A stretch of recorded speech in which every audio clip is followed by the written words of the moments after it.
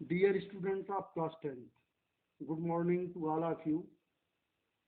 Today I am going to teach you History chapter 2nd, Work Life and Leisure, part 2nd में point आज आपको पढ़ाएंगे social changes in urban life, माने शहरी जीवन में जो सामाजिक परिवर्तन हुए उसके बारे में आज आपको बताया जाएगा। Urbanization has led to the growth of cities, but along with it have grown the problems too. शहरीकरण ने शहरों का विकास किया है, लेकिन साथ में बहुत सारी समस्याएं भी उत्पन्न हुई हैं। Urbanization has not only transformed the lives of people but their thinking too. शहरीकरण के द्वारा लोगों के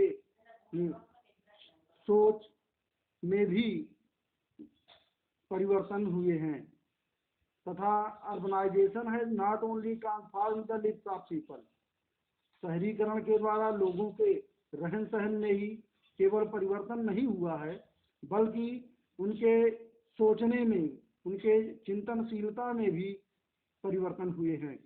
for example, they are used to be feeling of oneness and fellowship, but in city where all kinds of communities live, there is no feeling of oneness. उदाहरण के लिए, जहाँ अपनापन तथा भाईचारे की अनुभूति हुआ करती थी, बट इन द सिटी, लेकिन शहरों में जहाँ सभी प्रकार के समुदाय के लोग रहते हैं, there is no feeling of oneness, वहाँ अपनेपन की अनुभूति नहीं है। People in the cities lacks the feeling of communal fellowship which was a characteristic of the villages. लोग जो शहरों में रहने वाले हैं उनके पास सामुदायिक भाईचारे की भावना का अभाव हो गया है, जबकि हमारे गांव की यह विशेषता रही है कि वहाँ गांव में हमारे भाईचारे और अपनापन हमेशा दिखाई पड़ता था। There is no harmony even among the family members. शहरीकरण के रूप में जब परिवर्तन हुआ तो हमारे परिवार के सदस्यों के बीच भी तालमेल नहीं रहता है। The cities present a picture of variety and diversity. There is a wide variety of religion, culture and people, and diversity in economic status and standard of living. The city life offers a series of contrasting images and experiences marked by the wealth and poverty, splendor and dirt, slums and the mansions, and opportunities and disappointments.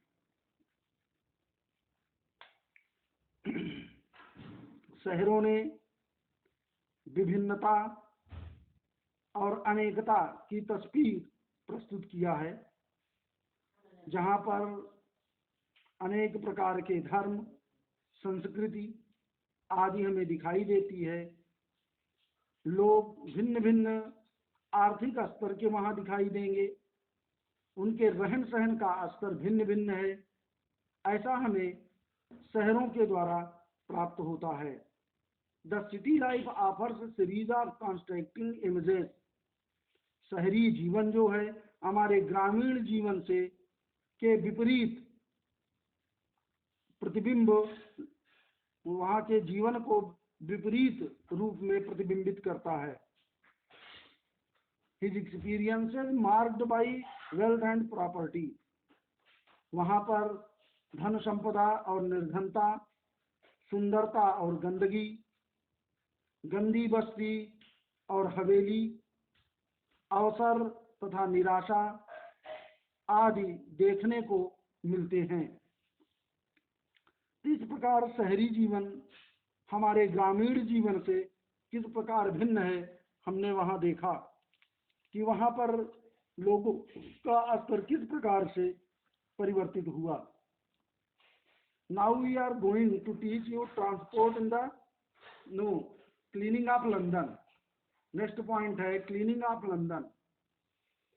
The one-room house occupied by poor was a serious threat to public health as they were overcrowded and lacked sanitation. One-room house occupied by people, लोगों द्वारा एक ही कमरे में रहना या वहीं पर फैले होना एक गंभीर खतरे के रूप में उनके स्वास्थ्य के प्रति दर्शाता है। They were overcrowded and lacked sanitation. उनके पास वे अति संकुलित थे।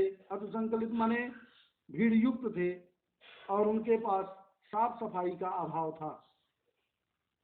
Between the two world wars, however, the responsibilities of housing for the working classes was accepted by the British state, and many houses, most of which were single-family cottages, were built by the local authorities. The development of suburbs made transport facilities absolutely necessary. दो विश्व युद्ध के बीच वहां के काम करने वाले लोगों के लिए घर की जिम्मेदारी अंग्रेज सरकार द्वारा या अंग्रेजी हुकूमत द्वारा स्वीकार की गई थी और बहुत से घर जो सिंगल फैमिली कॉटेज के रूप में माने एक झोपड़ी में एक ही परिवार के लोग रहेंगे वहां के स्थानीय सत्ताधारियों द्वारा बनवाए गए थे।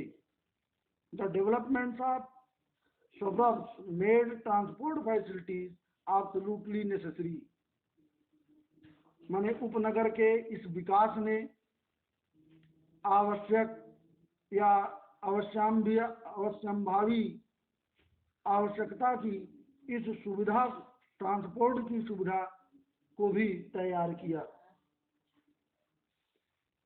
नेक्स्ट पॉइंट है transport in the city. Major problems was the problem of transportation. People had to cover large distances to reach their workplace. The London Underground Railway solved this problem to some extent. London जैसे शहरों में transportation की समस्या एक प्रमुख समस्या के रूप में थी। मैंने वहां की मुख्य समस्या यातायात के साधन की सबसे अधिक थी। लोगों को अपने काम करने वाले स्थान तक पहुंचने के लिए लंबी दूरियां तय करनी पड़ती थी। लंदन में अंडरग्राउंड रेलवे माने जमीन के अंदर रेल यातायात को प्रसारित करके कुछ हद तक इस समस्या को हल किया गया था। The first underground railway opened between the Paddington and Farrington on 10th July 1863. पहला अंडरग्राउंड रेलवे पैडिंगटन से फैरिंगटन के बीच 10 जनवरी 1863 में खोला गया था या चालू किया गया था। People were quite afraid of traveling underground. उस समय लोग जमीन के अंदर से यानी सुरंग में यात्रा करने में पूरी तरह से भयभीत थे। To make the railways, many houses had to be destroyed, and thus the London Tube railway led to massive displacement. Railway के निर्माण के लिए बहुत सारे घरों को नष्ट कर दिया गया था और इस प्रकार लंदन में भूमिगत रेल भारी मात्रा में या विस्तृत रूप में विस्थापित किया गया था। At the underground railway became a huge success. अभी भी जमीन के अंदर रेल मार्ग बड़ी मात्रा में सफल हो गया है। A good railway network and better planned suburbs made a life of people easy and enabled them to live far away from central London and travel to work.